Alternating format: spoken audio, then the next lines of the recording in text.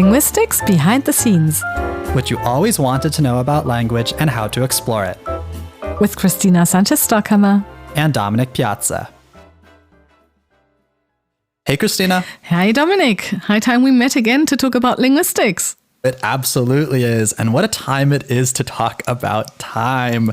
Yeah, well, as an American in Europe, an American in Germany, I very quickly realized that the words we use to talk about time, how we understand time conceptually, it is different across languages and cultures. Absolutely, I agree. And well, one of the first things we learn in German class is how to tell the time. I took German classes here in Germany. And the way you tell the time, very quickly I realized, is quite different from how English speakers tell the time.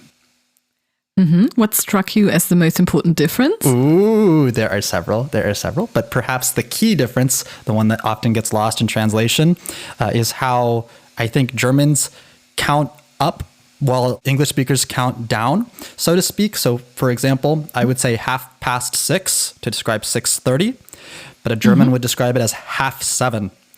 That very quickly becomes confusing for both of us. Definitely. I mean, that's one of the very important mistakes that pupils in German schools very often make while learning English.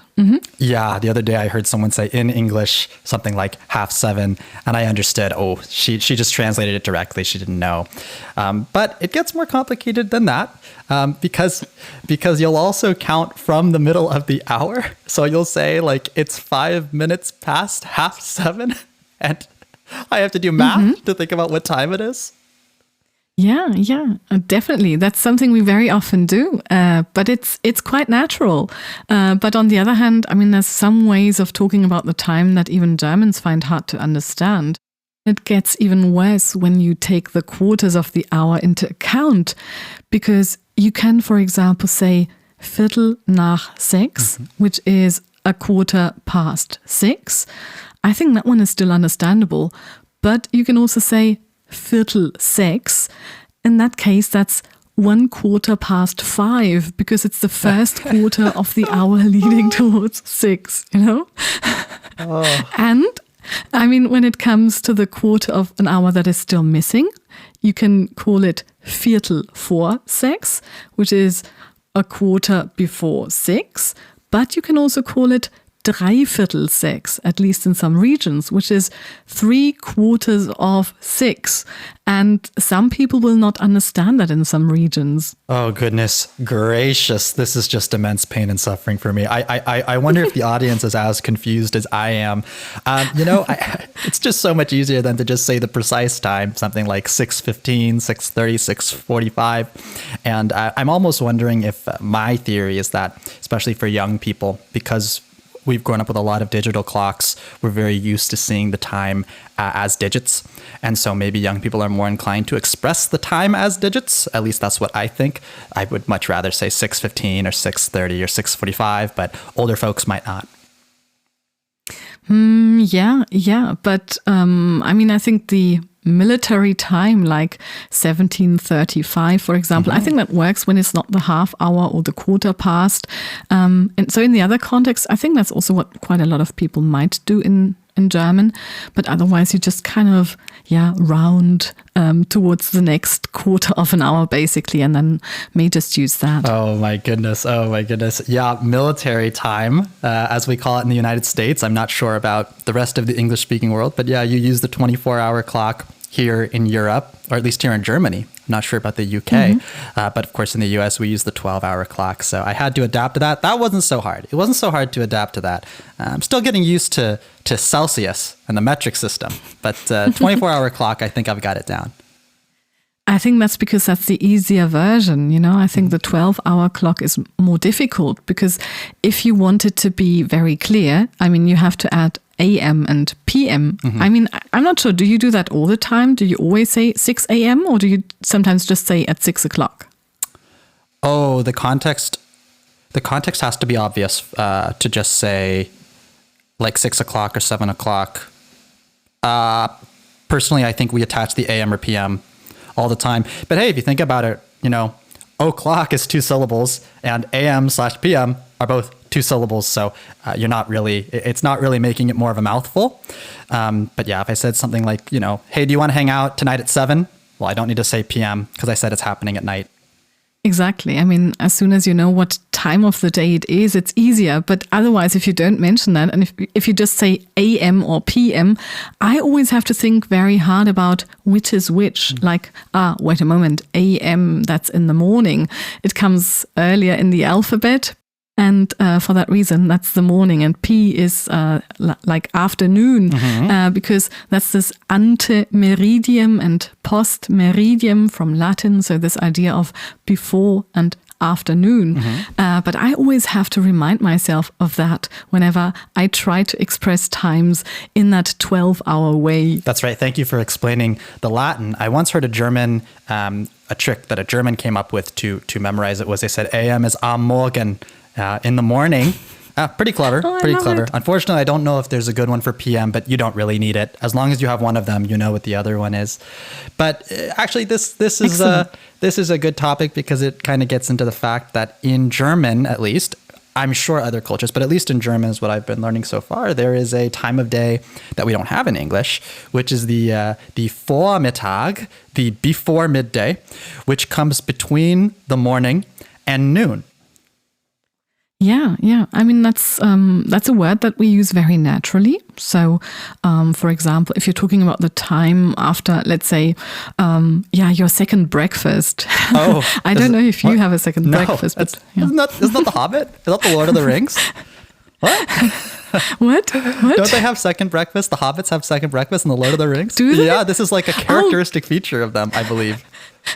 They're very German then in that sense, because actually I think it's kind of second breakfast. I mean, it's more like a little kind of, pre-lunch break, because if you get up really, really early, and I mean, traditionally people get up quite early in Germany, then you need to eat something before you have lunch, because otherwise you just won't manage to get through that time. And so you just have a little snack, the second breakfast. I mean, it sounds like too much. It's more like like the kind of snack that you would have during a break at school.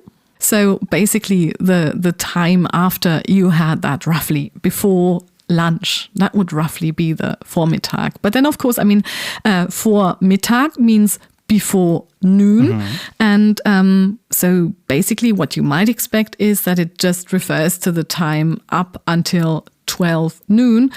But the interesting thing is that, of course, people, they use those times of the day in a way that is a bit more flexible, not necessarily exactly what is designated by the words themselves. Yeah. Well, and Mittag, we could more directly translate it as midday, which is it's a word we do have in English, but one that I think very sparsely gets used, at least in modern English. Very rarely do we use midday. We call it noon. Noon is special. Noon and midnight are special. They have their own special names. But actually, on the topic of like eating in times of day, I believe there's a phrase in German for dinner, an alternative phrase for dinner. Christina, what is it? Like for dinner? Abendessen, Abendbrot? Abendbrot, which directly translates to... Well, that's evening bread. Yeah, evening bread. But it doesn't necessarily have to be bread, right? But traditionally it was. Good question. I mean, in Germany, there's basically two groups of people. Either you prefer to have a big hot meal during lunchtime, and then you typically have something lighter in the evening. Very often that will be bread and cheese, a bit of sausage, some fruits and things like that.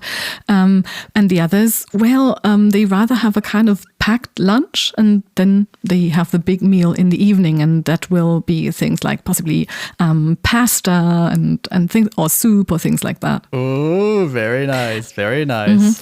Yeah, so I suppose, when I talk about my dinner, I suppose I would use the word Abendessen most of the time. But it doesn't feel completely wrong to me to say, let's have some Abendbrot. Today we're going to have pasta for Abendbrot. I suppose it's okay. So that's the kind of thing. So if you want to test such a statement, you just try to make up a sentence and see if it feels like a contradiction. And it doesn't feel so much like a contradiction because you don't think so much about the bread part in Abendbrot when you talk about dinner. Oh, yeah, no worries. And the Germans aren't the only ones who do it. For example, in Japanese, the words for breakfast, lunch, and dinner are asa gohan, asa, morning, gohan, rice, hiru gohan, which is like midday rice, and then ban gohan, evening rice. And that ban for evening is the same in, I'm sure you know, konnichiwa, which is hello. Actually, a more accurate translation is good day. And then to say good evening in Japanese is konbanwa, konbanwa, and then ban gohan. So ban means evening. It's the same word. So yeah, it's not just the Germans. And then obviously I should add that the Japanese don't have rice for every single meal. It does not need to be rice. They don't? No, I mean, well, they might have it with many of their meals. But of course, it doesn't have to be rice. You could have anything for breakfast, lunch, or dinner, but the words still apply. Morning rice, midday rice, and evening rice. And I find that really cute. So what other things would they have for breakfast that might still be referred to as morning rice? Oh, it could be anything. It could be anything. But of course, a Japanese breakfast looks different from, well, an American one. American breakfast, we usually have maybe cereal or waffles and pancakes, often dessert foods. Yeah, there's dessert food. American breakfast is dessert. I've had trouble kind of decompiling that one. But, they might have like fish, maybe noodles, things like that. So, yeah, but probably different from Germany.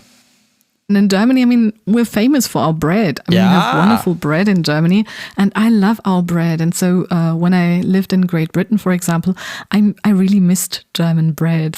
Oh, yeah, I learned that when I came to Germany. I learned that, yeah, German bread is to die for.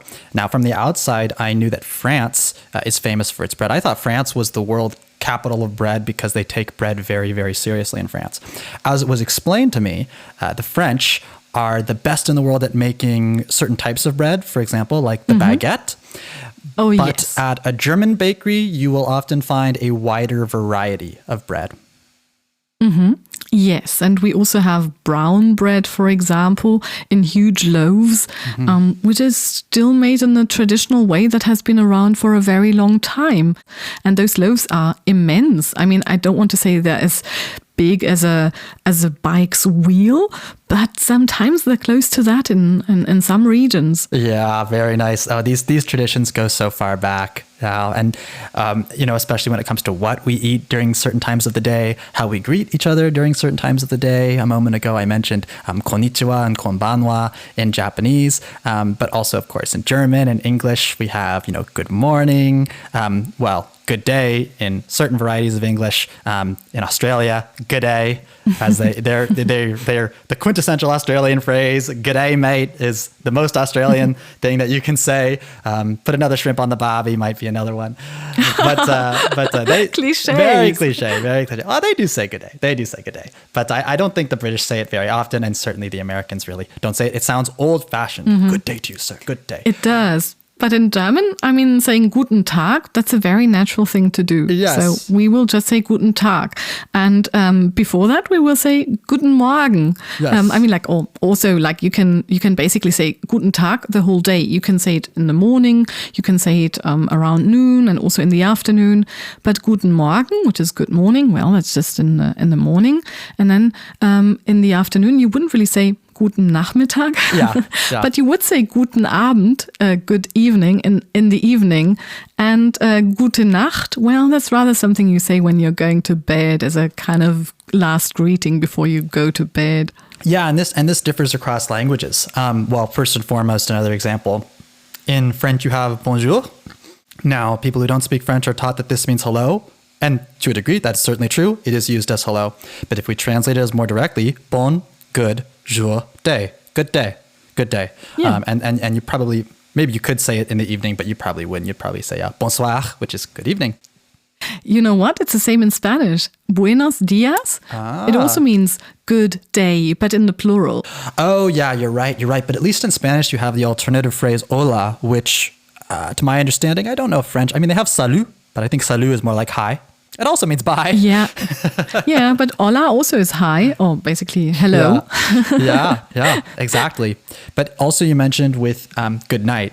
So this is really interesting to me how same in English and German, good night is something you can only say as a farewell, probably right before, right when you're saying goodbye to someone, before they probably go home or go to sleep. But in Spanish, it is acceptable to say good night as a greeting, right? Buenas noches. I think so. Yeah. I mean, my intuition might fail me there, but I think so. Even though I have to say, I think that was also common in English. I think in Shakespeare, you also have good night as a farewell greeting without implying that you're necessarily already there in your nightcap moving into the bed next to you. Is that so? Okay. I very interesting. Certainly not anymore. I think the greeting is always good evening, no matter how late at night it may be.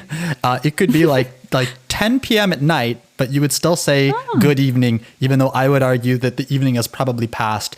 You would never say good night as a greeting. And also I learned, I had a moment in German where I said goodbye to some of my German friends, and I said gute Nacht, and they were like, you don't do that. That's really weird. It sounds like you're like at home with someone like right before they're about to go to bed. And I thought, oh, well, in English, I would say have a good night. You can say goodbye to someone, say, have a good night. Bye, have a good night. They said, but in German, it doesn't really work. You might just say schönen Abend, which means nice evening. The full phrase, right, is ich wünsche dir einen schönen Abend, which means I wish you a nice evening. And yeah, it means have a nice evening. Yeah, but then sometimes the things that people say with regard to like the expected time are not 100% corresponding to the real time. I've often actually captured myself saying things like, let's do that tomorrow. And I said it after midnight, but I actually meant that specific day. So that wasn't absolutely correct either. So sometimes, well, we are in a different time zone than what we should theoretically be in. Yes, as the resident night owl here, although perhaps I'm not the only one, Christina, but as a resident night owl here, that has happened to me many, many times. I'm often up past midnight, which is technically the next day, although of course it doesn't feel like the next day until you've gone to bed for the night. And I've had moments where I've spoken to friends. I said, hey, I'll see you tomorrow. Maybe it was 1 a.m. when I said that. And then the next day they didn't show up. And I'm like, what happened? Well, they said, well, you said see you tomorrow. And I thought, oh, come on, man, really? You might think they did it on purpose. I don't think this person did do it on purpose. I think they genuinely misunderstood, but that's a strange misunderstanding to me because I feel like we understand based on the context, it doesn't literally mean tomorrow. Absolutely. I entirely agree with you. And I mean, going to bed and sleeping, that's such an important part of structuring the day, which actually is relevant for thinking about what time of day is it right now. Just like having lunch and eating, same thing there. I think if I haven't had lunch yet, it doesn't feel like afternoon. I really need to eat something before it really feels like afternoon, I suppose. Oh, yeah. How we mentally segment the day. Yeah, and in terms of when we have dinner, in the U.S., I think if you ask when is dinner time, in the U.S., everyone will tell you it's 6 o'clock. That's just the customary time. Doesn't necessarily mean everyone has it at 6 o'clock, but I think that's when restaurants experience the dinner rush. But then, I don't know, you'll always talk about a Mediterranean dinner, which is having it much later at night. What can you tell me about this? Well, I can tell you that when I went to Spain and thought for certain reasons it would be good to have early dinner, we decided to have dinner at 8 p.m. And I thought, well, that's okay. That's a kind of compromise. By German standards, you would typically have dinner at about 6 p.m. But then the people that I was having dinner with, they actually refused to eat anything because they said it's far too early. I can't have anything yet. I usually have dinner at about 10 p.m. Nice. Well, I like that, but I'm a little bit of an outlier. Yeah, if I have dinner at 6, then I'm going to be hungry again before I go to bed. Yeah, exactly. It depends very much on the lifestyle, but the way that we think about times and that we also segment the days. Have you ever thought about that? Isn't that interesting? Like when does a day stop and when does a new day begin? Oh yeah. I would use my sleep as the delineating factor there. That's why it's always been interesting to me. When news publications or what have you describe the hours past midnight hours, like 1 a.m., 2 a.m., 3 a.m. If something happens during that time, they call it the early morning hours, which I find so fascinating because I would think the vast majority of humans are asleep at 1, 2, or 3. But when I hear morning to me implies it's a time when people would be awake. But that said, if it wasn't the early morning hours, I'm not sure what else you would call it. And that's kind of the problem with midnight, isn't it? That because it's technically the next day, it creates this confusion. You might buy like a plane ticket or a train ticket. And if you're arriving past midnight, it will say, leaving today and arriving tomorrow at 1 a.m. That's like, okay, it is technically tomorrow, but it's not a big deal. So it gets confusing how we segment the days. Definitely. And I think it must have been even more confusing in the past to a certain extent when you didn't have clocks. But then, of course, what could you do? I mean, you could just watch how the sun rises and how the sun sets. And, well, I suppose that's the way how most traditionally days and, were separated off from each other. But then, of course, if you think about what we have now, a day actually ends at midnight, and then the new one starts at midnight, which is a strange thing, isn't it? Because it's in the middle of the night. It's not what you expect, and so it seems that this actually goes back to astronomers actually, who found it difficult that if you just took the sunrise and the sunset as the basis, this actually resulted in days of different length. And so what the ancient Egyptians and the Babylonians did is that they developed a system of days with equal length, which were split into 2 half days of 12 hours each. And this was then disseminated by the Greeks and by the Romans. And so the astronomers actually, since they wanted to watch the stars, they rather wanted to start at noon and then have midnight in the middle of the day, basically. Yeah. But later on in European monasteries, actually the day was also very regular structured with different prayers and things like that happening at different times. And then clocks were introduced and bells were ringing at specific times. And so the conventions that were used there to count from midnight to midnight apparently became more widely established. And that's how we arrived at the current system of segmenting time into different days, which I find quite amazing. Oh yeah. I mean, if anyone's ever had, school assignments, often college assignments, in my experience, midnight is the customary assignment deadline. At least that's the one that's most common in my experience that professors and teachers use. Now they'll say, oh, the homework is due tonight at midnight. Well, if I really wanted to be a super pedant, right?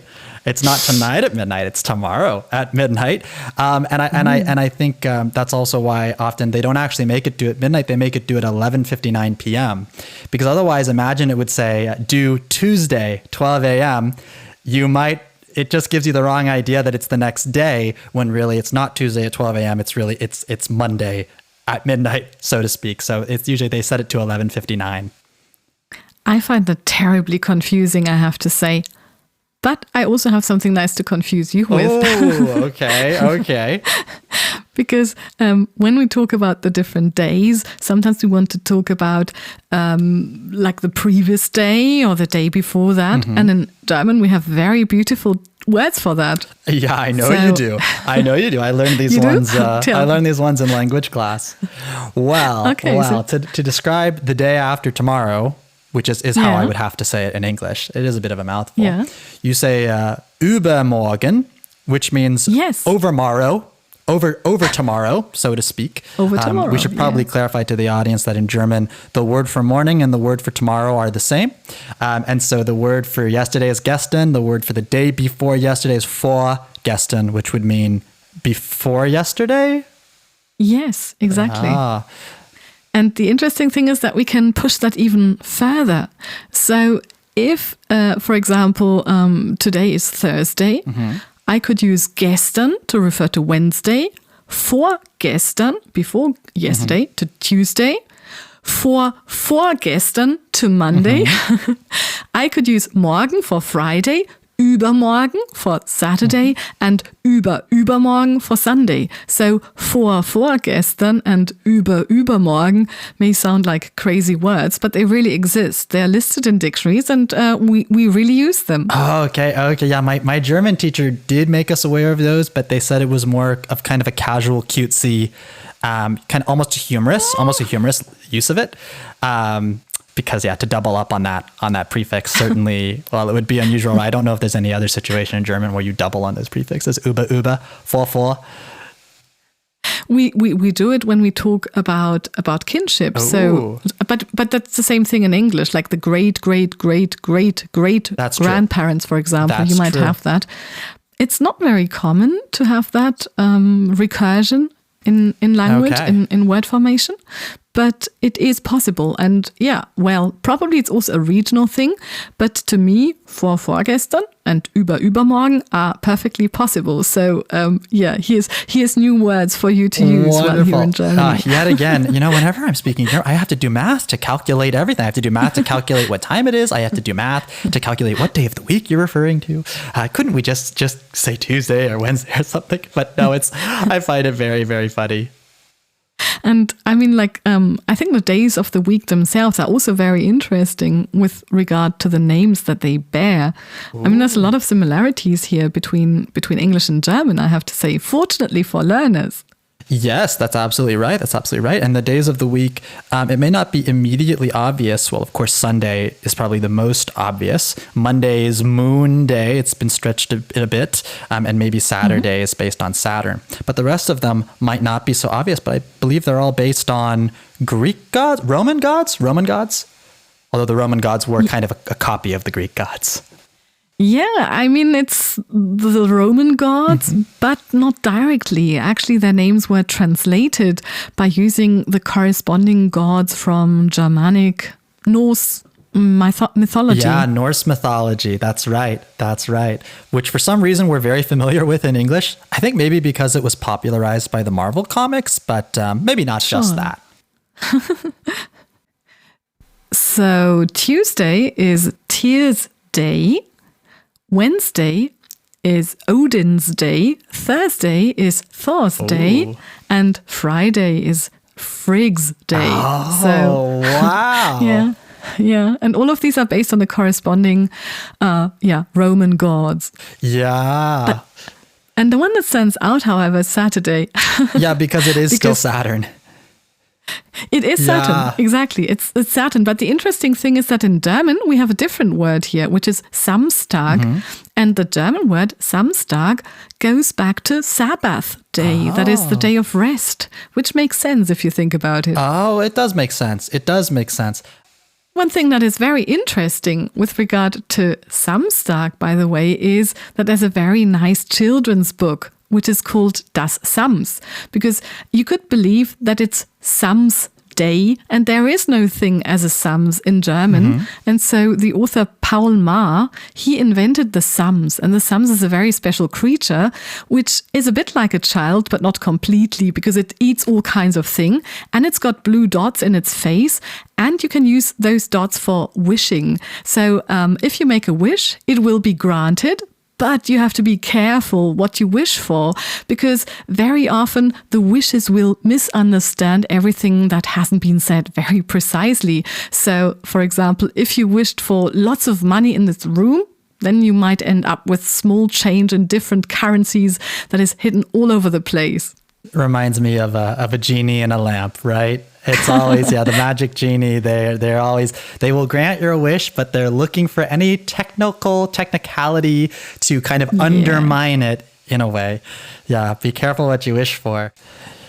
Yeah, and well, at least with German and English, when it comes to Sunday, it follows the regular pattern of every other day of the week in that it ends with the suffix day, so it doesn't look particularly unique. But in other languages, like Spanish and French, you have domingo and dimanche, which do not follow the pattern of the other days of the week. They are unique, although perhaps in Spanish not completely unique, because Saturday is also slightly different, right? Sábado.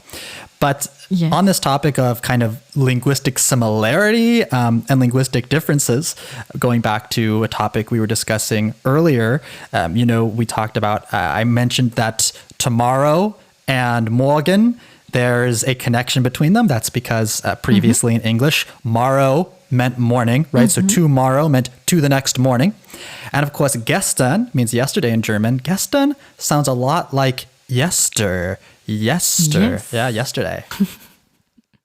Exactly. And I mean, basically it is. I mean, they basically go back to the same word. So yesterday is gestern day, so to speak. And actually, there's a comedian, a famous German comedian, Otto Walkes, and he actually translated the song Yesterday by the Beatles as gestern Tag, which would be yesterday day. And a little bit redundant. It's very funny. It's a very nice little text because it makes fun of the fact that you have those linguistic differences, and then he also uses language that is not entirely grammatical for that translation. Yeah, very nice. Yeah, gestern Tag, yesterday day. Yeah, yesterday I think might be my favorite Beatles song, but that's a very basic choice. I know, but it's a really good song. And then, of course, in English, we do have the construction. We do have yesteryear, but I don't think we really use it in the way, because actually in German, this pattern of the day after tomorrow or the day before yesterday can be applied to the year as well. So they could say the year after next or the year before last. But I don't really think English speakers use yesteryear to mean last year. I think it's actually used in more of a nostalgic sense, right? The fashion of yesteryear, meaning things that happened in the recent past. I mean, in German, you can say im Vorjahr, which means in the previous year. Yeah. So that we're also using the vor, just like for vorgestern. But we wouldn't say im Überjahr, like for for the following Interesting. one. I mean, that's a pattern that I wouldn't expect.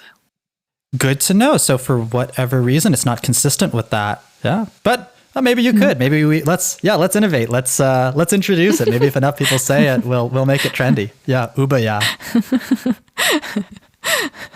Yeah, let's try and change the language. But that's most of the time it doesn't work to do it if you just have one person trying to kind of change the language. But sometimes it happens. Yeah. I mean, it has to originate somewhere. So we could be leading the way here.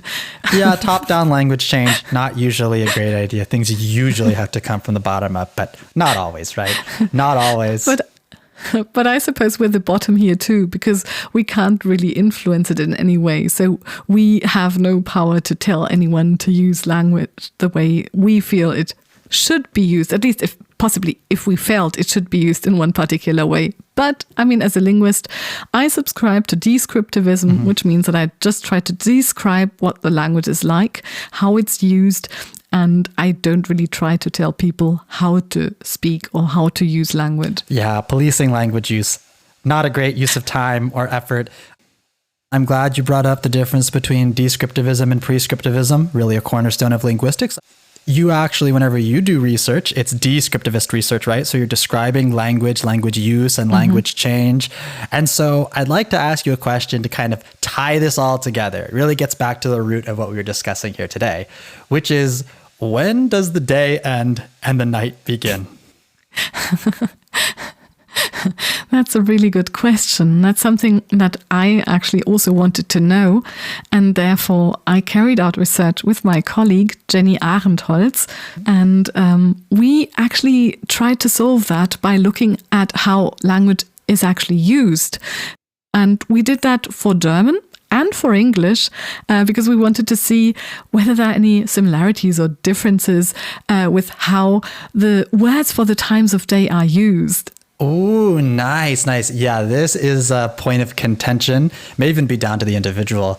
I want to say that the evening begins at 5 o'clock. And I suppose evidence in favor of my argument is that, typically we say that 5 o'clock is the time at which it's acceptable to consume alcohol. There's a humorous phrase. Ooh. There's a humorous phrase, which you'll say this humorously if you're drinking earlier in the day. You'll say, well, it's always 5 o'clock somewhere in the world. But then in German, there's a German phrase which is kein Bier vor 4, which translates to no beer before 4, which is an hour earlier than 5. So clearly these things differ across languages and cultures. Yeah, but we found that the times of the day are used for hours that are actually earlier in English than in German most of the time. That is really interesting. So how did you actually go about investigating this? I wouldn't really be sure where to start, but I suppose you would just ask a bunch of people, right? Get their opinions and then kind of take a look at the data? I think that's a very nice idea. But then, of course, I mean, if I asked you, what do you think, at what time does the evening, for example, begin and end?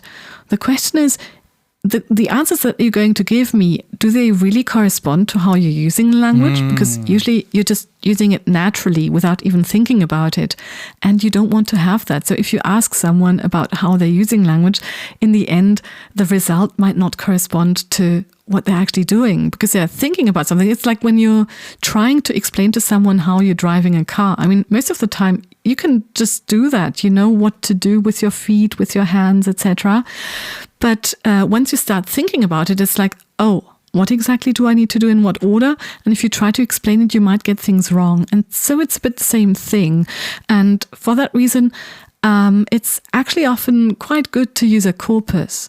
Oh yeah, I totally see what you're saying, that when you want to observe, I mean, and this is a problem just in science in general, right? When you're trying to observe a phenomenon, if you want to see how it occurs naturally, yeah, you don't want to ask about it, because if you ask about it, that will change the results.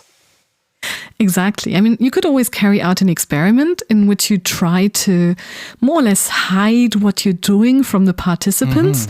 Of course, you still need to inform them roughly about what you're going to do, because otherwise it would be unethical. Right. But of course, you could give them certain tasks which confuse them in such a way that they're not sure what it is that you're actually trying to do. Right. So an experiment could also be possible, but then of course that would take a really, really long time, because if you think about all the different times of day that there are, so we have morning, we have noon, we've got afternoon, we've got evening, we've got night, and everything else in German too.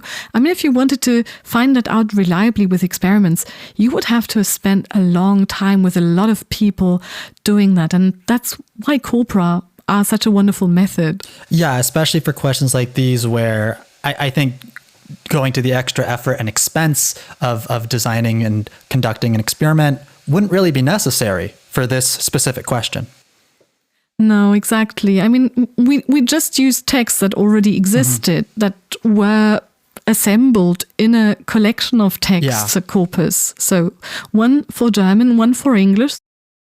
The English one, the British National Corpus, has been around for quite a while, so since the mid-1980s, and the German one actually covers the whole of the 20th century, and it was built following the model of the British National Corpus. So the German one is called the DWDS Kernkorpus. Oh, but for English, you looked at a British corpus. Well, I'm not necessarily sure. I mean, these things are culturally dependent, right? So it's possible that in different regions of the world, like the United States, places like Australia, Canada, it's possible that they might have different definitions for times of the day, but I don't know. That's worthwhile investigation for the future, perhaps. Yeah, but how did you look for this? Did you just look for words like good morning and good evening and things like that? Yeah, so what we did is we compiled a list of the times of day in English and in German, so morning and afternoon and all these words. And then we looked for them in that corpus, but we wanted to see when they are actually used, at what times, and therefore we looked for the numbers being used with them, because we hoped that this would give us an indication of when exactly people feel it is morning. So that means that, for example, you would have sentences like, they wake up in the night somewhere between 2 to 5. Yeah. So in that case, I mean, 2 and 5 are occurring relatively close to night here. Yeah. So this tells us that 2 a.m. presumably is supposed to count as night for the person who wrote that specific sentence. And, you want to make sure that the numbers and the times of the day are close to each other.